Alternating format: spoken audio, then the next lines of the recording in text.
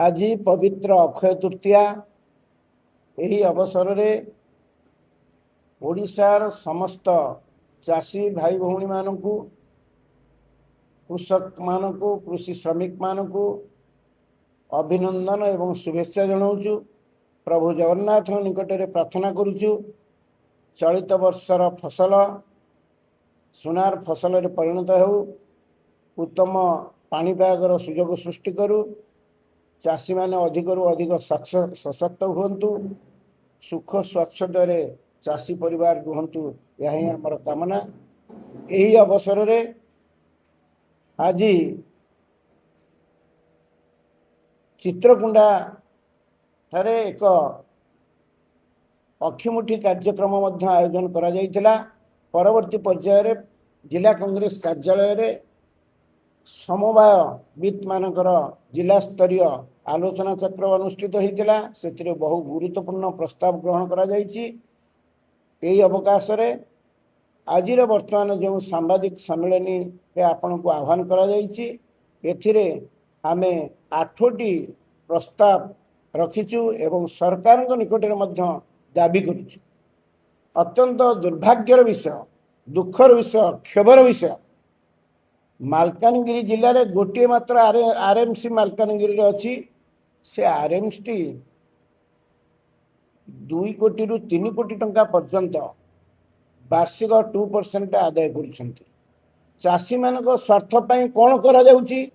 बर्तमान ये टॉयलेट टे नहीं विश्राम गृह टे नहीं एवं धान साइति रखापी जी गोडाउन आवश्यकता अच्छी सेतक नहीं पानी पीवा पाई मध्य टिके सुविधा बंदोबस्त करा जाय नहीं चाषी मानक पाई जेतिकीर आवश्यकता सेठी दरकार आरएमसी रे ताहा उपलब्ध हेउ नहीं सेतिपई से टंका कुआडे जाउची आमे राज्य सरकार पाखरे डिमांड करूचु तुरंत मालकानगिरी जिलार मालकानगिरी आरएमसी स्वतंत्र स्क्वाड आसी अनुध्यान करंतु एवं जहाँ जहाँ डिमांड करा जाउची चाषी ताकू पूरण करंतु जदि ताहा न करंती आगामी दिन में जिला कांग्रेस कमिटी समवाय प्रकोष्ठ माध्यम समस्त एकत्रित भाव में बसी आरएमसी की मध्य घेराव करेंगे ताहा निष्पत्ति करा जिवो आपण मानक परवर्ती पर्यायर मध्य जणाई दिया जिवो। द्वितीय कथाटी है एपर्यंत ओडिशार कृषि एवं कृषकर विकास नहले राज्यर अर्थनीति अभिवृद्धि हेब नहीं से मालकानगिरी जिले में चाषी माने बहु दुर्दशा दुख दुर्दिन भितर रही उत्पादित कृषिजात द्रव्यर उपयुक्त मूल्य पाई पार नाहंती संरक्षण करने पनीपरिया संरक्षण पर गोटे शीतल भंडार टे ना जो शीतल भंडार टी से अचल हो पड़ी से दि जाऊँगी टंका पीपी मुड्रे किए करुँच से कथा चाषी मैंने जानती ना। विशेष भाव में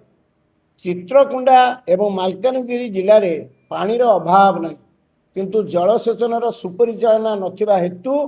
एठी चाषी तार खेत को पानी पाई पारु नहीं। आपणकर साबेरी नदी जाइकिरी मोटुरे मिसिची बर्तमान मोटुरे पड़ी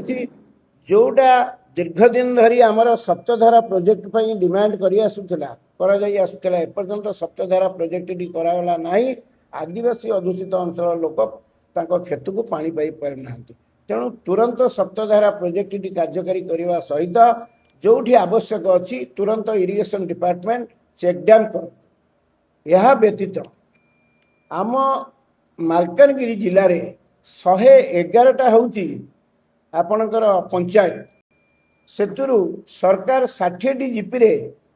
लैंप्स गठन करिसेंती 8टी आगुरु थिला आउ 52टी मिसे 60टी करिसेंती किंतु आउ जो 51टी रहिला पंचायत से पंचायत रे तुरंत निर्वाचन पूर्व लैंप्स प्रतिष्ठा करंतु एवं ये लैंप्स गुडी को सशक्त करंतु आवश्यक कर्मचारी भित्तिभूमि तार मध्य कंप्यूटर इत्यादि व्यवस्था करा जाऊ। आमे विशेष भाव में दुखित सरकार पक्षर कृषि विभाग समवाय विभाग जलसेचन विभाग मूर्तिका संरक्षण विभाग उद्यान विभाग ये सबु विभाग मिलित आनुकूल्य रे मालकानगिरी जिलार कृषि कृषक मान विकास कौ भाव में एक जो खसड़ा प्रस्तुत कले ये ଚାଷୀ ମାନଙ୍କର ଅର୍ଥନୈତିକ ବିକାଶ ହେଇପାରିବ ସେ ଦିଗରେ ଦୃଷ୍ଟି ଦିଅନ୍ତୁ। ସରକାରଙ୍କର ବିଜେଡି ସରକାରର ଗଲା 5 ବର୍ଷ ଏ 25 ବର୍ଷ ଏ ସରକାରର 2 ବର୍ଷ ଭିତରେ ଆମେ ଯାହା ଦେଖୁଛୁ ଚାଷୀ ମାନଙ୍କ ପାଇଁ ଏମାନେ ସମ୍ପୂର୍ଣ୍ଣ ଆଖି ବୁଜି ଦେଇଛନ୍ତି। ଚାଷ ଉଜୁଡ଼ି ଯାଇଛି। ଆଜିର ଡିମାଣ୍ଡ ଚାଷ ଏବଂ ଚାଷୀଙ୍କର ସର୍ବାଙ୍ଗୀନ ଉନ୍ନତି ପାଇଁ ସ୍ୱତନ୍ତ୍ର ଖସଡ଼ା ପ୍ରସ୍ତୁତ କରାଯାଉ। ନକରାଗଲେ ଆଗାମୀ ଦିନରେ ଜିଲ୍ଲା କଂଗ୍ରେସ ପକ୍ଷରୁ ବ୍ୟାପକ ଭାବରେ ଆନ୍ଦୋଳନ ପ୍ରତି ବ୍ଲକ ସ୍ତରରେ କରାଯିବ।